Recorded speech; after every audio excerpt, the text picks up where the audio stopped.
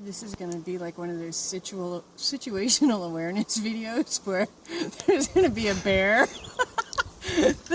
No bear? Please, nope. Please tell me if there's a bear.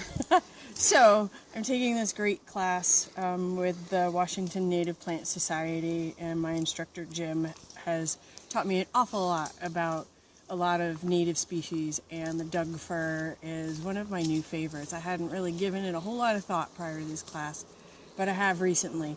Doug firs are a climax tree, meaning that that's about as big as the forest is going to get around here. When there is a Doug fir, that's the end of the growth for that forest. They are beautifully adapted for the Pacific Northwest climate.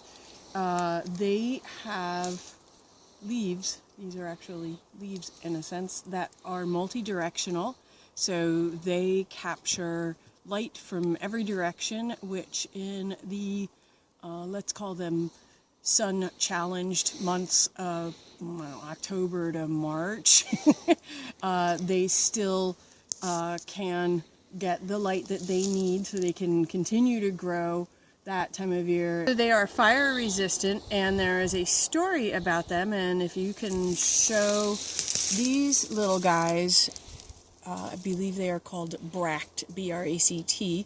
I like to think of them as the hindquarters of mice, and the story, they're specific to the Doug fir, and the story behind them is that there was a great forest fire, and the mice were terrified, and they were running to the safe place, and they knew that the Doug fir was the safe place, and they were running and running, and they were scared, and when they got to the Doug fir, they stuck their heads into the cones and hid and waited for the fire to go away. And tilt it down a little bit. Yeah. So that's their little mouse hindquarters that are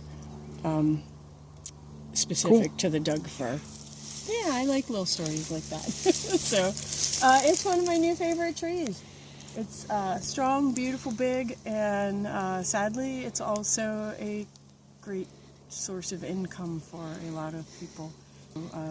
They're going away as fast as they can be put in the ground. I'm kind of happy that we're leaving ours here for now. For now. What's your favorite fern?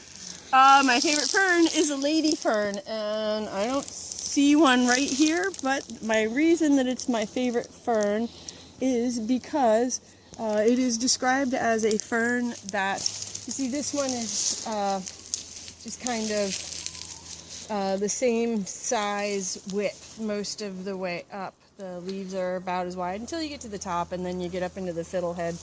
But the lady fern is thin at the top and thin at the bottom, at the very bottom, and then round in the middle, like a lady should be.